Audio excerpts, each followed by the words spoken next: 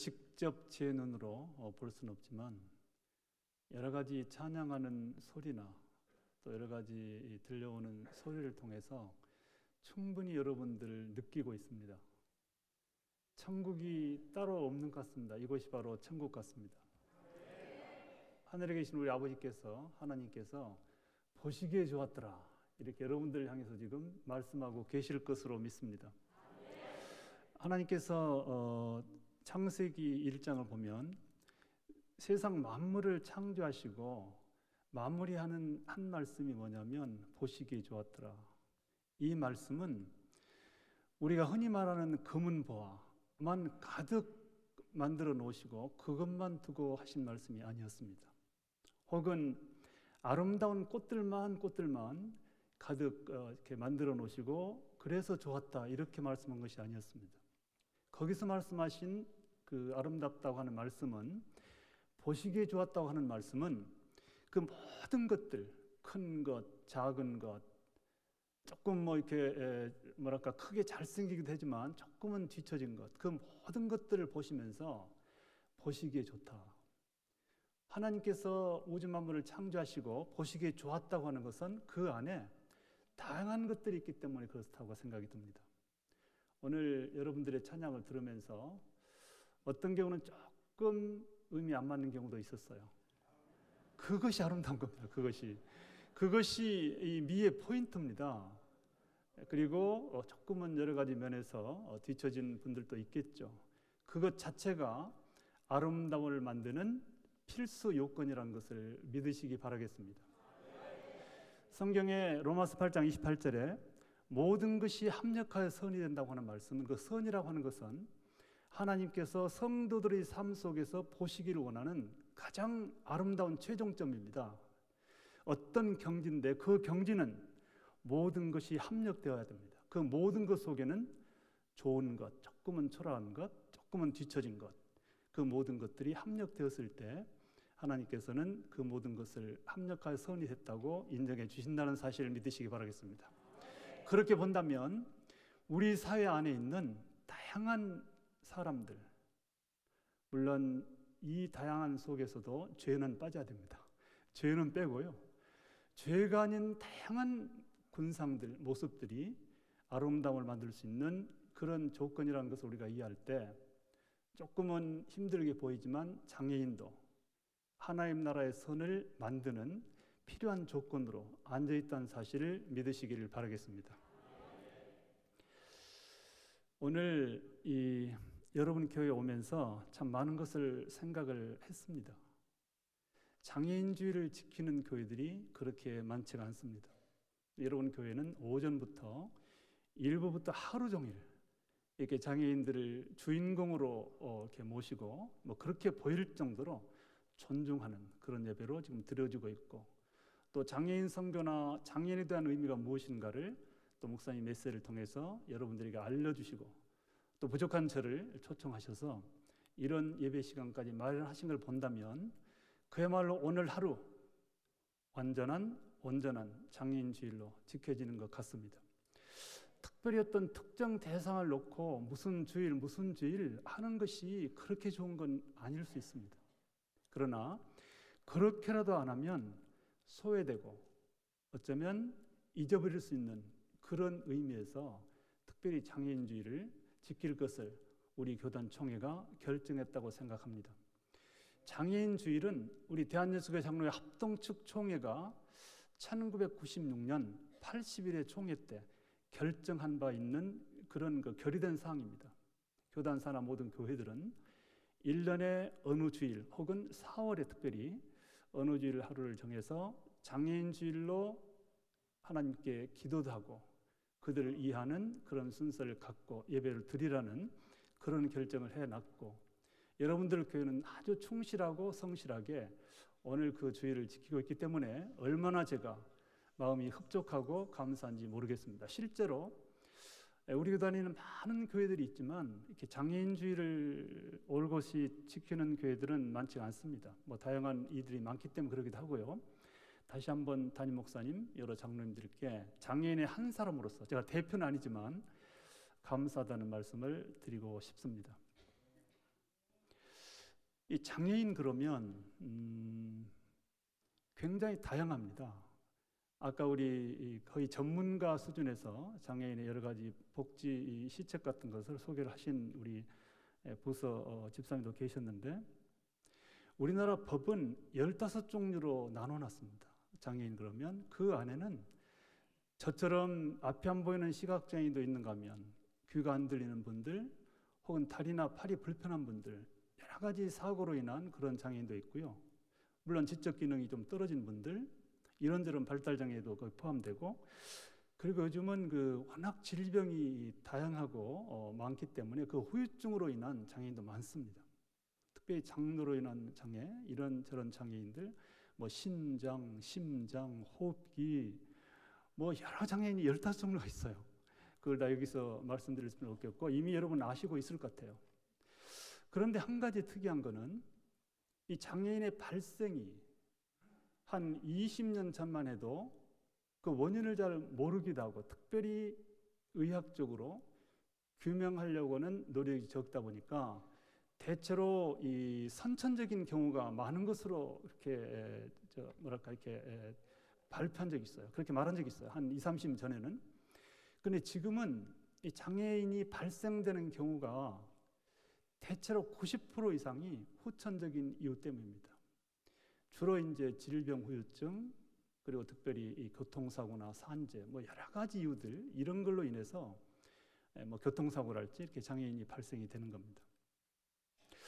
우리가 한 가지 장애인에게 가까워질 수 있는 그런 마음 하나를 가져야 되는 것이 뭐냐면, 이제는 더 이상 장애인의 문제는 장애인 자신들만의 문제가 아니라 나의 문제다, 이렇게 이해를 해야 합니다.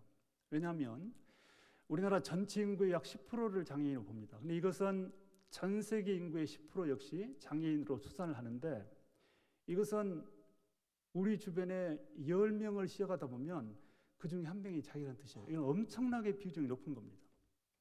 그리고 이 확률이 높기 때문에 언제 어느 때 내 자신 혹은 우리 가족 혹은 친한 친척, 친구가 장애인이 될 수도 있다는 뜻이 됩니다. 그래서 이거 심각하게 생각하고, 이것은 나의 문제구나, 언젠가는 우리의 문제가 되겠구나, 이런 생각으로 바라보실 필요가 있다고 생각을 합니다. 저는 아시는 대로 시각 장애인이고요. 저는 불빛도 감지가 안 되는 아주 먹통 시각 장애를 가지고 있습니다. 이런 경우를 전맹이라고 그럽니다. 전맹 시각 장애를 가지고 있는데, 총신대 교수로 25년 동안 봉직을 하고 한 6개월 정도를 은퇴를 앞두고, 아시겠지만은 저희 총신대학교가 뜻하지 않은 어려움을 겪게 됐습니다. 내용을 겪게 됐는데, 그런 와중에 이제 새로운 총장을 선출해야 되는 그런 시점에 이르게 됐습니다. 근데 그때 너무나 놀랍게도 제 주변의 동료 몇 교수님들께서 저보고 총장에 지원을 해보라는 겁니다. 처음에 저는 그 말을 들었을 때 너무나 우스꽝스러워서 우선 우스웠어요. 나보고 총장에 나가라는 게 그 이해가 됩니까, 여러분? 말이 되는 소리예요? 그러니까 우리가 말이 되는 소리를 하면은 안 웃죠. 말이 안 되는 소리는 재밌는 겁니다. 그래서 저는 처음에 그 말을 듣고 나는 장난을 친 줄 알았어요. 그래서 교수님, 저를 데리고 장난하지 마세요, 저보고 총장 하라뇨 하고 제가 웃었어요. 그랬더니 그분이 아니라는 겁니다.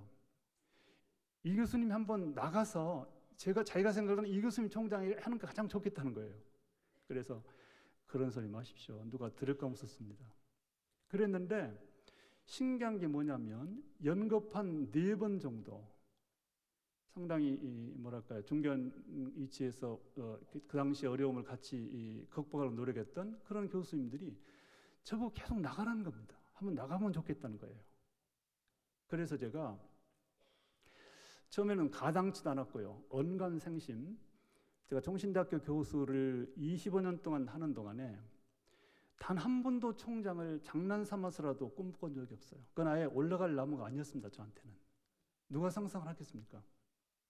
그런데 반복적으로 그런 말을 들었을 때 나중에는 어떤 생각이 드냐면, 아까 우리 목사님 말씀하신 대로 저는 27, 44년 전에 1979년입니다. 이 미랄 선교단이라는 선교단체를 창립을 해서 그건 처음입니다. 제가 장애인 선교단체는 그렇게 해서 수많은 장애인들, 장애인 가족들, 관련된 분들 만나서 이런저런 사역을 펼쳐왔습니다. 그럴 때 어떻게 보면은 뭐 선구자라면 이상하지만 맨 처음에 그 장애인의 선교 문제를 제시하면서 앞장서서 나섰던 사람으로서 제가 늘 장애인들을 만날 때는 이렇게 강조를 했습니다. 여러분들은 열심히 노력해서 뭐든지 할 수 있습니다. 못한다는 말을 절대 마십시오. 하면 됩니다. 미리 포기해서는 안 됩니다. 이것이 저희 지론처럼 장애인들이나 그 가족들 만났을 때 교육에 왔던 건데, 아니 교수님들이 저보고 총장하라고 해서 처음에 저는 이거는 절대로 내가 할 수도 없고 해서도 안 되고 할 힘도 없다고 생각했던 것을 제가 다시금 이제 생각하면서, 왜 나는 40년 동안 그런 말을 사람들 앞에서, 장애인들 앞에서 하고 났던 사람인데 왜 나는 해보지도 않고 총장을 못한다고 포기하는가 라는 생각이 저한테 돌아오는 거예요. 제가 했던 말 그대로 저한테 들려지는 거예요, 제 스스로. 그래서 한번 뭐 꼭 되라는 법은 없고 될 리도 만만하겠지만 그냥 한번 지원이나 해보자. 이 중증 시각 장애인으로서 안 될 것이야 당연하겠지만 누가 저를 뽑겠어요? 그러나 참가의 의미는 있겠다. 그래서 종신대학교에서 안 못 보는 시각장애인이 총장 선출에 지원했다더라, 그런 말을 듣는 것도 나쁘진 않을 것 같아요. 뭐 떨어져도 상관없고요. 어차피 그렇게 쉬운 일이 아니니까요. 사실은 그런 가벼운 마음으로 지원을 하게 됐어요. 그런데 참 저는 지금도 제가 총장 된 것은 기적이라는 말 말고는 이해할 수가 없어요. 지금도 이해가 안 됩니다. 그러나 사실은 기적을 말하기 전에 그만큼 우리나라 소위 민도라고 할까? 뭐 조금 다르게 말하면 장애에 대한 인식이 개선되어 있다는 사실을 제가 실감했다고 봐야 됩니다. 많이 달라졌어요. 왜냐하면 이 총장을 뽑는 총장 추천위원들이 19명으로 구성되어 있었어요. 지원자는 총신대 교수들 11명이 지원했는데 총장 추천위원이 19명이에요. 19명. 근데 19명 속에는 어떻게 구성됐냐면 학생 대표들, 학교 직원 대표들, 교수 대표들, 그리고 총회 목사님들 대표들, 그리고 당시에 이 정부에서 파송한 관선이사 대표들, 이렇게 해서 골고루 구성된 19명이 11명 후보자를 넘고 점점 이 압축해서 줄여갑니다. 투표를 통해서요. 그런데 11명을 놓고 투표를 하는데요. 1차에서는 7명을 선출했어요. 7명 뽑았습니다. 근데 7명 뽑힐 때 이거 19명이 전부 저한테 표를 줬어요. 그래서 제가 1등이 됐어요. 아이고, 벌써부터 박수 치세요. 저는 참 좀 이거는 뭐라고 재미가 있었어. 아니, 이렇게 다들 나한테 표를 줬는가. 그 다음에 2차로 이제 7명이 이런저런 프레젠테이션도 하고 이런저런 면접도 하고 그래서 다시 3명으로 압축을 하는데요. 이 3명으로 뽑힐 때 또 제가 1등으로 3명 안에 들었습니다. 그 다음에 이 3명을 놓고 박수 이따 치세요, 한꺼번에. 혹시 여러분들은 영적 센스가 하늘을 치솟아서 아주 그냥 영감이 충만합니다. 그래서 3명을 놓고 이제 2명으로 뽑는데 다시 또 제가 1등으로 2명이 됐어요. 여기까지가 이제 총장 추천위원 19명들이 표를 통해서 선출을 했는데 이 마지막 2명을 가지고 이제는 이사들이요. 이번에도 총신대에서도 마지막은 이사회에서 결정했는데 이사회에서 이제 2명을 놓고 30분씩 아주 심층 면접을 해요. 그리고 바로 토론 없이 투표를 했는데 10명이 다, 그때 10명 이사가 모였거든요. 저한테만 표를 줬어요. 그래서 말하자면 만장일치인데 원래 만장일치라고 하는 것은 사전에 어느 정도 합의를 하는 거예요. 그래서 가능하면은 우리가 한두 표 이렇게 하는 것보다는 우리가 그냥 전체가 함께 합의해서 하는 것이 좋겠다 해서 그게 만장일치인데, 저는 만장일치 그런 의미의 만장일치가 아니라 그냥 단순하게 그냥 투표를 했는데 그 10명이 다 저한테 표를 준 거예요. 그래서 이제 물론 상대에게는 좀 미안스러운 표현인데 도대체 이게 무슨 조화인지를 몰랐어요. 그리고 그 당시에 거기에 참여했던 이사들이 나중에 후일담으로 저한테 들려줘요. 아마 5번까지는 투표를 해야 최종에 한 명이 당선되겠다는 생각 때문에 티켓 준비를 했답니다. 표를 준비. 그런데 이제 한꺼번에 다 찍어버리니까 자기들이 소름이 끼치더라고요. 딱 그대로입니다. 소름이 끼치더래요. 이게 무슨 조화일까? 그렇게 얘기한 걸 들었는데, 저는 그때 어떤 생각을 했냐면, 이것은 물론 하나님의 역사이다. 여러분 아시는 대로 우리는 장로교 개혁주의, 장로교는 하나님의 절대 주권을 믿습니다. 조금 심하게 말하면 공중에 나는 새 한 마리도 하나님의 허락 없이는 안 떨어져요. 모든 것이 하나님의 뜻에 의해서 이루어진다고 봤을 때 우선 이거는 하나님께서 특별한 어떤 뜻을 가지시고 인도하신 것이라고 믿었고요. 또 한 가지는 아까도 제가 초대에 말했자는 이것은 달라진 우리 국민들의 인식을 반영한 것이다. 우선은 19명 그 학생, 교수, 직원들까지도 지금 특별한 장애인이라고 어떤 차이를 두지 않고 저에게 표를 던졌던 것부터 그다음에 끝까지 이렇게 했던 거는 아마 하나님의 뜻이기도 하지만 달라진 장애인에 대한 인식의 시대적인 변화의 어떤 상황을 아주 극적으로 보여주는 것이다, 이렇게 생각을 했습니다. 왜 제가 이런 말씀 드리냐면 오늘 장애인 주일입니다. 어떻게 보면은 이 시각 다른 장애인하고 달라. 이미 예를 들면 뭐 소아마비 형식으로 해서 다리가 불편한 분들은 뭐 판검사 정도가 아니라요, 옛날에는 대법원장도 있었어요. 그러니까 다른 장애인들은 사실은 지체장애인들이나 이런 분들은 그렇게 치명적이지가 않아요. 다 책도 보고 활동이 되는데 앞이 안 보이는 건 정말 치명적인 거예요. 그러니까 장애인 중에서도 굉장히 힘든 영역의 장애인인데, 그러니까 그러다 보니까는 사회적인 인식이 훨씬 더 이해가 부족하죠. 그런 상황 속에서 제가 이 총장이 된 것은 그래도 우리나라가 그동안 많은 교육 때문에 또 여러 가지 경제적인 부흥으로 인해서 이렇게 국민들의 인식이 이렇게 바꿔졌다는 것을 단적으로 보여준다, 저는 이렇게 생각을 했습니다.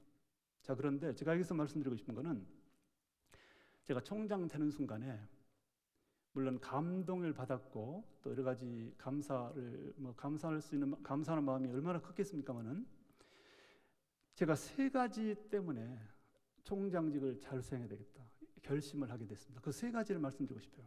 첫째가 뭐냐면, 제가 총장으로 당선이 됐을 때 어떤 일들이 이제 생겨났냐면, 저도 모르는 뭐 전국이라고 하면 좀 과장된 건데 하여튼 전국의 여러 곳에서 수많은 장애인 당사자들이 저한테 전화도 하고요, 또 여러 가지 형식으로 뭐 문자랄지 학교로 이렇게 보내오기도 하고요. 그게 뭐냐면, 야, 정말 이 어떤 뚫리지 않은 무슨 천장이 그냥 뚫어질 것 같다. 심지어는 가슴에 한이 풀렸다는 분이 있었어요. 어떤 장애인이. 그리고 어떤 사람들은 저를 바꿔갖고 울어 팍팍.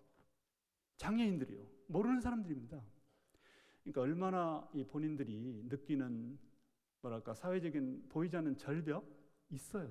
사실은요. 이게 그렇게 느끼고 살다가 뜻밖에도 치명적인 안 못 보는 사람이 대학교 총장이 되니까 자기 일처럼 너무나 감동을 받은 거예요.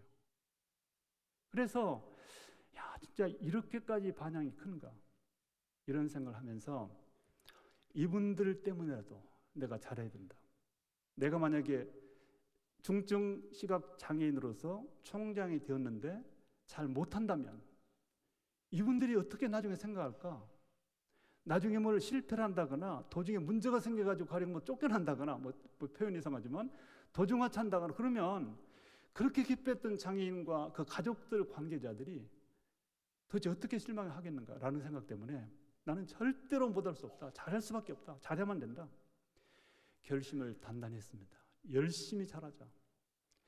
그리고 또 한 가지는 이제 아까도 목사님 말씀했지만 저는 청년 시절에 미랄이라는 선교단체를 창립해서 전 세계적인 기구로 성장시켰어요. 지금도 제가 그때나 지금이나 이제 세계 미랄 전체를 통괄하는 총재직을 가지고 있는데, 이 미랄은 저의 인생이었고 저의 삶의 의미였고, 수많은 분들이 저를 상징적으로 저를 생각하는, 미랄이 어떻게 보면 시작하는 사람으로서 책임감이 큰데요.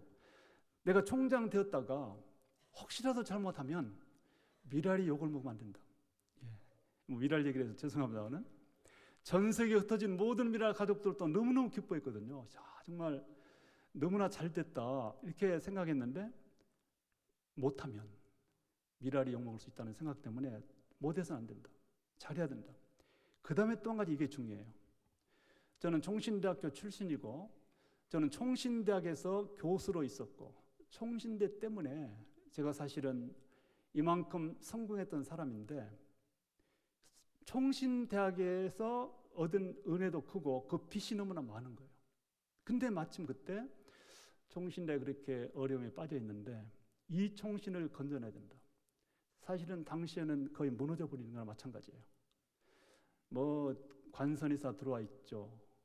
그냥 뭐 하여튼 뭐 이루 말할 수 없는 어려움 속에 빠져 있는데, 이 시점에 내가 만일 못해서 이 총신대학을 온전한 정상의 궤도로 올려놓지 못한다면, 하나님께서 나에게 이런 기회를 주시고 기대하신 바가 분명히 있을 텐데 그 기대를 저버린 것이다 라는 생각 때문에 총장직을 잘하자, 열심히 하자, 바르게 하자라는 결심을 하게 됐고요. 그래서 지금 4년을 한 달 남겨두고 있습니다. 한 달 있으면 총장 뜁니다. 말하자면 임기가 4년 임기가 끝내서 학교를 물러가기 때문에. 그러나 돌이켜보면 열심히 했던 건 사실이고요. 더 잘했으면 좋았겠지만 저 나름대로서는 최선을 다했습니다.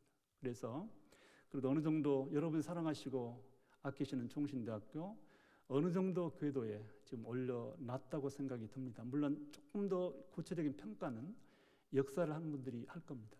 그러나 제 스스로는 그렇게 그다지 그래도 후회 없이 열심을 다해서 섬겼다고 생각이 듭니다. 그 배후에는 저를 염려하시는 수많은 한국교회 성도님들, 목사님들, 그리고 동역자들, 그런 모든 분들이 협력했기 때문이라고 생각을 합니다. 이 자리에 그분들이 다 계신 거 아니지만 어쨌든 그런 분들을 향해서 감사하다는 말씀을 전하고 싶습니다. 네, 정말 감사합니다. 여러분, 성경 안에 장애인이라고 하는 것이 엄청나게 많이 기록되는 거 이미 아시죠? 오늘 제가 가지고 온 본문 요한복음 9장 이 내용도 당연히 한 장애인의 문제를 가지고 예수님과 제자들이 대화하는 내용입니다. 근데 여러분, 신구약 성경 전체에요, 장애인과 관련된 성경 구절을 다 모아둔다면 얼마나 되는지 아십니까? 이것에 대한 연구는 제가 했습니다. 제 말고는 아직 안 했어요. 왜냐하면 그다지 관심이 없어요. 저야 오로지 잔학교나 장애인 문제가 관심사이기 때문에 제가 교수로 했을 때 신구약 성경을 전체 연구를 많이 했습니다. 장애인 관련해서. 근데 신구약 성경 전체에요, 장애인과 관련된 구절만 따로 모아둔다면 얼마나 많냐면요, 누가복음보다도 두꺼워요. 누가복음이 그래봤자 1300구절이 안 돼요. 근데 장애 관련 구절은 1450구절입니다. 조금 몇 구절은 차이가 있을 수 있지만 적어도 1400구절이 넘는 그런 말씀들이 장애인과 관련된 이야기를 기록해 놓고 있습니다. 그리고 이제 단어 있죠, 단어. 뭐 맹인, 뭐 또 지체장애인, 뭐 언어장, 이런 식으로 장애를 지칭하는 단어 수는 또 제가 다 씌워봤죠. 또 그게 무슨 병자도 물론 장애에 해당된 거요, 불특정한 병자도 많이 나와 있는데, 그리고 저는 귀신 들린 것도 장애로 봐요. 장애라고 하는 것은 어쨌든 이유가 뭐든 간에 정신적으로 신체적으로 정상적인 활동이 어려운 경우를 장애로 봤을 때 귀신 들린 자도 포함해요. 물론 나 환자도 포함하고. 그렇게 했을 때 그 단어가 몇 개가 있냐면 744개가 있어요. 이거 얼마나 많은지 아세요?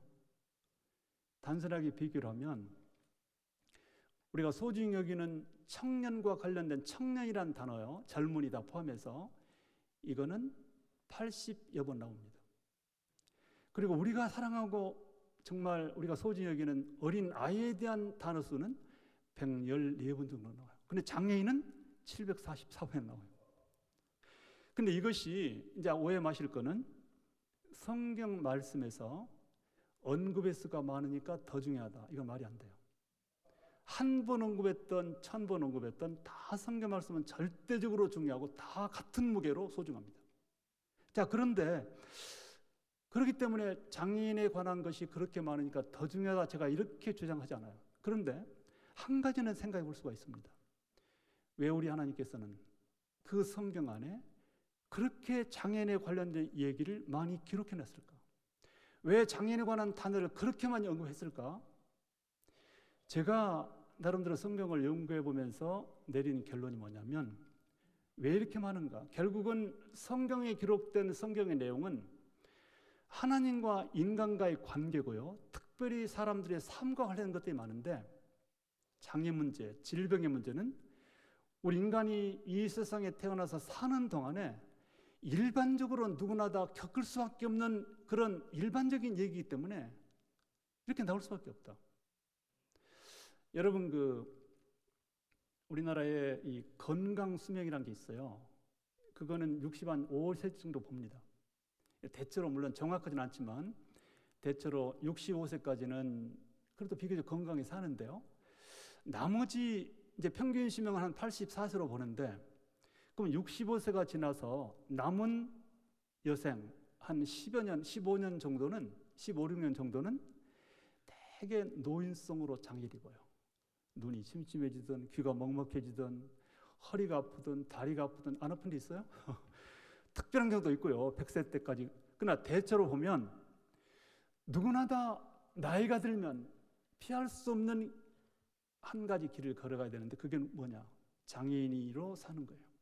그러니까 우리가 육신적으로 쇠약해지는 거 이것도 노인성 장애일 뿐이지 결국은 우리는 이 세상에 태어나서 장애라고 하는 것을 피할 수 없이 겪으면서 하나님 나라에 갈 때까지 고통 중에 있다가 갈 수밖에 없다는 것을 우리는 인식을 해야 되고 그렇게 본다면 그거 말고도 세상을 살아가면서 이런저런 이유로 인해서 겪게 되는 질병, 장애 문제를 우리에게 충분히 교훈하고 그것이 왜 우리가 관심을 가져야 되고 왜 어쩔 수 없이 우리 주변에 놓고 살 수밖에 없는 것인가를 가르치려다 보니까 1459절이나 장애인 문제를 써놨다.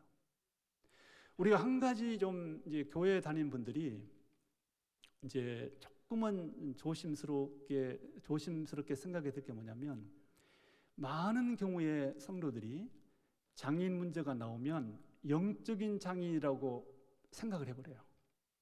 말이 맞긴 합니다. 어떤 성경에서 시각장애인, 맹인 그러면 이 딱 육체적으로 안 못 보는 것만 말하지 않아요. 어떤 경우 영적인 시각장애 그렇게 말하는 것도 충분히 있어요. 오늘 요한복음도 생각에 따라서는 영적 장애인도 어떤 의미의 깨달음으로 유도하기 위한 그런 교훈이기도 해요. 생각에 따라서는요. 그러나 성경의 모든 장애인 관련 말씀들이 영적으로 상징적인 의미로만 있지 않다. 실질적인 사실적인 얘기다. 이렇게 생각을 하고 읽으셔야 된다고 생각합니다. 이것은 우리의 현실이고 누구나 다 겪을 수 있는 일이기 때문에 우리에게 이만큼 관심을 갖도록 하나님께서 요청하고 계시는구나. 이렇게 생각하는 것이 좋다고 생각을 합니다. 저는 이제 한 장애인이 이 사회 안에서 이제 우뚝 선달까? 우뚝 선다 말이 좀 어폐가 있습니다만은 그래도 비교적 인간으로서의 삶을 영위하고 또 성공의 길을 걸어갈 수 있으려면 몇 가지 요건이 있어야 됩니다.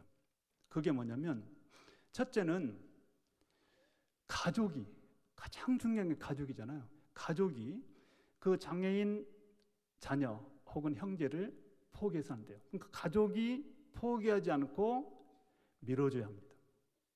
성원해야 됩니다. 가족이 포기해버리면 그 해당 장애인은 갈 곳도 없고 할 일도 없어요. 가장 가장 중요한 건 가족이에요. 이게 쉽지가 않습니다.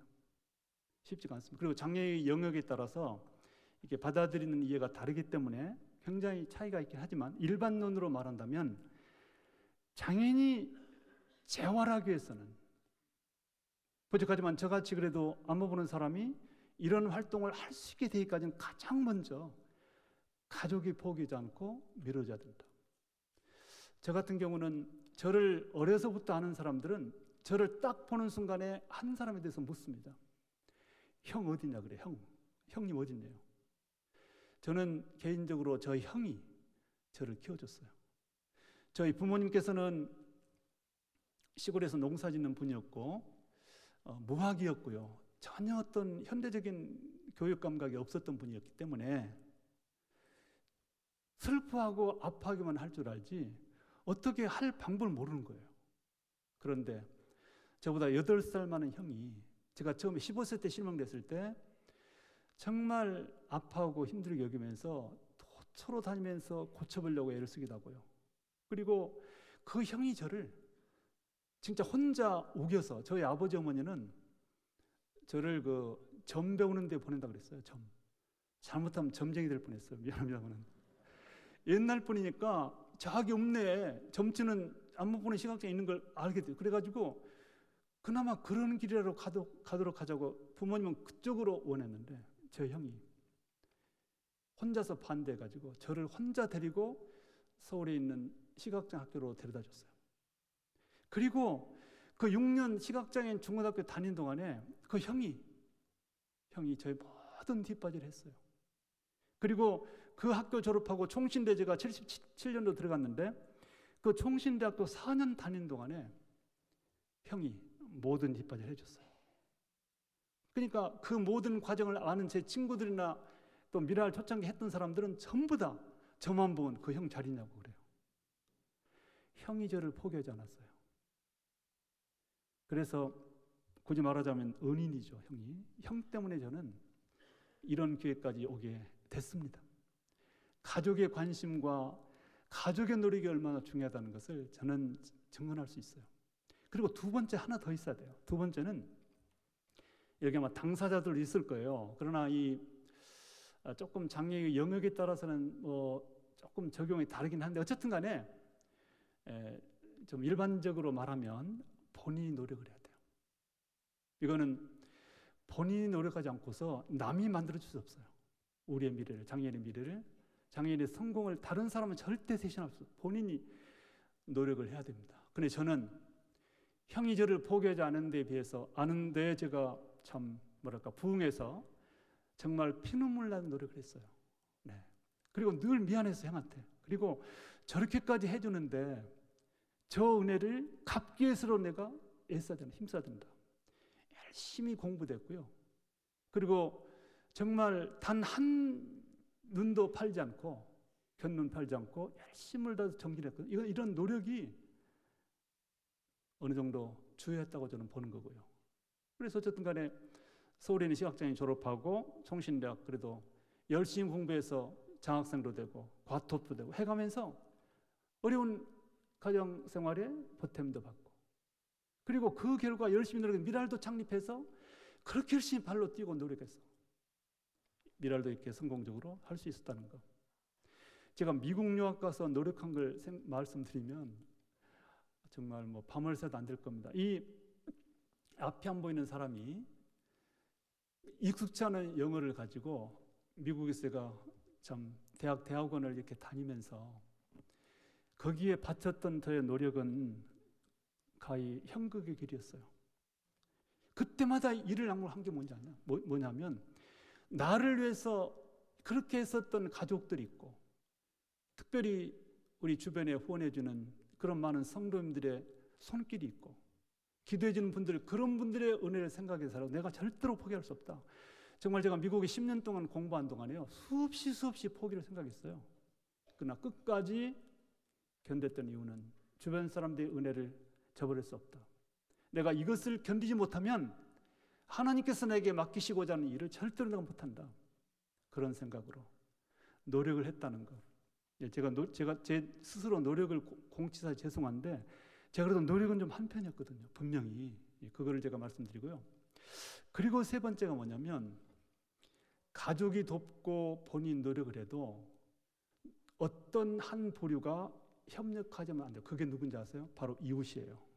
이웃, 친지, 그리고 사회입니다. 늦게 보면 사회, 우리 주변 사회가 각고의 노력 끝에 어느 정도 기능을 갖춰 놓으면 그 장애인을 써줘야 돼요. 인정해주고 세워줘야 돼요.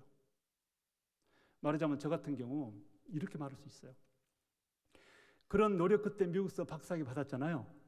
그랬더니 누가 저를 도와준지 아십니까? 총신대학교 모교가 교수로 써줬어요. 제가 총신대학교 교수로 들어갔기 때문에 25년 동안 수많은 제자들을 가르치면서 어느 정도 사회적인 영향력, 특별히 수많은 우리 미랄 가족도 그렇지만 그 외에 많은 역할을 할 수가 있었어요. 제가 배운 학문을 가지고 여러분 아시는지 모르겠지만 우리 교회 총회산에 이 총회 복지재단도요. 제가 있었기 때문에 제가 앞장서 만든 겁니다. 그 덕분에 우리 산하 교회들이 복지법인을 이용해서 여러 가지 서비스 활동을 하고 있잖아요. 예를 들면 그러니까 이런 것들이 뭐냐면 먼저 저에게 총신대학교가 세워졌고 기회를 줬기 때문에 그게 토대가 되고 활동 무대가 되어서 다른 여타의 일까지 하게 되더라고요. 결국은 그 끝에 총장의 자리까지 이르렀잖아요. 이웃과 친지, 사회가 협력하고 기회를 줘야 된다는 거. 그리고 제가 사실은 지금 세 가지를 말씀드렸는데 이 마지막이 제가 볼 때 제일 중요해요. 그 마지막이 뭔지 아세요? 교회가 응원해야 됩니다. 교회가 장애인들을 응원해 주셔야 됩니다. 우리나라의 전체 장애인이 이제 10%가 되는데 우리 전체 국민의 약 10%를 기독교 크리스찬으로 봅니다. 근데 장애인은요, 전체 장애인 중에서 약 한 2% 정도를 크리스찬으로 봐요. 이것도 정확한 수치는 아닙니다. 어떻게 누가 적극적으로 연구를 안 하는 거나 대체로 보면 2~3% 정도로 예측을 하는데, 근데 제가 살아보니까요, 제가 이 시각 장애를 입고 나서 서울에서 학교는 다녔지만 특수학교를 다니긴 했지만 그러나 결정적으로 제가 재활의 의지를 가지고 새로운 삶의 의미를 가지고 새로운 자신감으로 인생을 출발할 수 있었던 계기가 뭐냐면 그거 바로 복음이었어요. 복음. 저는 1973년 나이 드신 분들은 아실 거예요. 여의도 광장에서 빌리그람 목사님이 선교 집회를 했을 때 제가 그때 고등학교 3학년 때입니다. 그 집회에 참석해서 예수님을 영접했습니다. 살아계신 하나님을 만났습니다. 천국이 있다는 사실을 알게 되었고 믿게 됐습니다. 그리고 나서 그 복음, 그 믿음이 저에게 들어왔을 때 완전히 새로운 감각으로 인생을 시작할 수 있었습니다. 그리고 그 힘으로 저는 미랄도 만들었고 총신대도 갔고 그리고 이제 그 믿음을 가지고 지금까지 성공적으로 살아가고 있습니다. 그래서 어떻게 보면은 이제 복음 전도의 대상의 우선순위를 말할 수는 없어요. 그러나 굳이 말하자면 정말 지금 당장 아파서 울고 있는 사람, 지금 당장 다쳐서 조금 늦게 가면은 정말 세상을 떠날 수 있는 그런 아주 위급한 순간에 있는 사람들이 분명히 있어요. 분명히 있어요. 그런 경우는 전도 대상의 우선순위로 해도 저는 괜찮다고 생각해요. 그들이 누구냐? 대부분의 장애인이라고 저는 봅니다. 물론 어려서 됐거나 또 뭐 장애인이라고 다 절망하지 않아요. 이미 재활해서 적응하고 얼마든지 사회활동을 하는 사람도 많지만 그러나 급작스럽게 장애를 입은 사람들 경우는 절망 속에 빠져서 헤어나지 못해요. 조금 늦게 그들을 찾아가면요 무슨 일을 저질지 몰라요. 실제로 그렇습니다. 그리고 아파하고 고통스럽습니다. 저도 실제로 그랬거든요. 그러다 보니까 그런 그들에게 찾아가서 빨리 말해줘야 돼요. 이 세상이 끝이 아니에요. 지금 조금 고통스럽지만 참고 견디셔야 돼요. 그리고 영원한 천국에 가면 눈물도 한숨도 고통도 없이 행복과 갈록에 영원히 살 수 있어요. 그거 믿으셔야 돼요. 예수 믿으면 그곳에 갈 수 있어. 이 말을 빨리 해줘야 돼요. 그들에게. 그들이 절망의 나락에 빠지기 전에. 그런데 그렇게 어떻게 보면 복음의 전도의 우선순위에서 가장 앞장서서 달려가야 될 장애인들이 조금은 소외되고 있다. 오히려 전체 인구의 10%가 크리스찬인데 전체 장애인의 2%만이 교회를 나온다는 거. 어떻게 보면은 조금은 우리가 교회들이 참 약간은 소홀했다고 봐도 이 통계적으로 본다면 과언이 아니라고 생각이 듭니다. 교회가 장애인들을 응원해 줘야 돼요. 성경은 이것을 우리에게 명령해 놨어요. 장애인을 사랑하고 그들을 돌보고 도와야 된다는 거. 잔치를 배설하거든요. 가난한 자들도 초청해야 되지만 각종 장애인들을 초청하라. 그래야 우리가 세상을 떠날 때 의인의 부활 시에 하나님으로부터 상을 받는다. 상급이 딸리는 사랑의 실천이 뭔지 아세요? 어렵고 힘든 특별히 장애인들에게 그들에게 사랑을 베풀어 주는 거거든요. 잔치를 배설하거든. 그것이 누가복음 14장에 나오는 건데요. 잔치를 배설하거든. 차라리, 이 차라리란 말이 참 재미있는 단어예요. 차라리 각종 어려움 속에 사는 사람들, 특별히 장애인들을 청하라. 그래야 의인들의 부활 시에 상을 받는다. 잔치가 뭔지 아시죠? 여기에서 특별히 예수님이 직접 말씀하신 건데요. 잔치는 축제입니다. 우리의 인간의 삶 속에서, 우리 성도들의 삶 속에서 참 복되다고 생각하는 순간이 잔치예요. 그게 예배입니다. 회갑잔치만 하는 말이 아니에요. 가장 복된 순간과 자리, 누구에게도 방해받고 싶지 않고 그 누구에게도 침범받고 싶지 않은 소중한 어떤 복된 순간, 그게 잔치예요. 그런데 그 자리에 바로 가난한 자들과 장애인을 청해라 해요. 예수님의 명령이거든요. 장애인에게 복음을 전하고 그들에게 사랑을 실천해야 되는 것은 성경이 우리에게 명령해 온 사실이거든요. 그런데 이 말은 여러분께는 해당돼요. 이미 지금 하고 있어요. 안 하는 교회 가야 되는데 안 하는 교회는 또 저를 절대 안 부르거든요. 이미 하고 있는 교회들만 저를 부르니까 하는 수 없이 잔소리하는 거예요. 이미 하고 있는 건데요. 여러분, 지금도 이제 참 저는 그래도 참 하나님 은혜로 너무나 많은 복을 받았습니다. 받아서 정말 뭐라고 감사를 하나님께 드려야 할지 몰라요. 그리고 저를 밀어준 수많은 손길들과 응원해줬던 분들이 계세요. 그분들을 평생 갚아도 갚을 수 없어요. 그냥 그런 은혜의 참 중심에서 이렇게 살아가고 있는데, 그러나 아직도 우리의 관심과 우리의 사랑의 손길을 기다리는 사람들이 주변에 많다는 것. 그리고 이 사랑을 베푸는 것은요, 절대로 그냥 그것이 물속에다가 빠친 것처럼 없어지잖아요. 다 본인에게 돌아옵니다. 하나님이 갚으십니다. 여러분 확실하게 믿으셔야 돼요. 하나님께서는 당신에게 베풀어 놓은 사랑, 봉사를 반드시 갚아주신다. 하나님께서 갚아주시거든요. 그렇게 오늘 특별히 교사 선생님들 고생들 많으신데요. 그 수고와 그 헌신 하나님이 외면하지 않습니다. 반드시 갚아주시고요. 그 갚아주는 내용이 여러분 자손에게나 여러분이 섬기는 교회 위로 그대로 내려올 것으로 저는 믿습니다. 장애인주의를 오늘 하루만이 아니라 앞으로도 계속적으로 여러분의 교회처럼 한국교회가 장애인 문제에 관심을 가지고 응원해 주실 것을 참 요청을 드리고 부탁을 드리고 싶습니다. 여러분 감사합니다. 제가 한번 기도하겠습니다.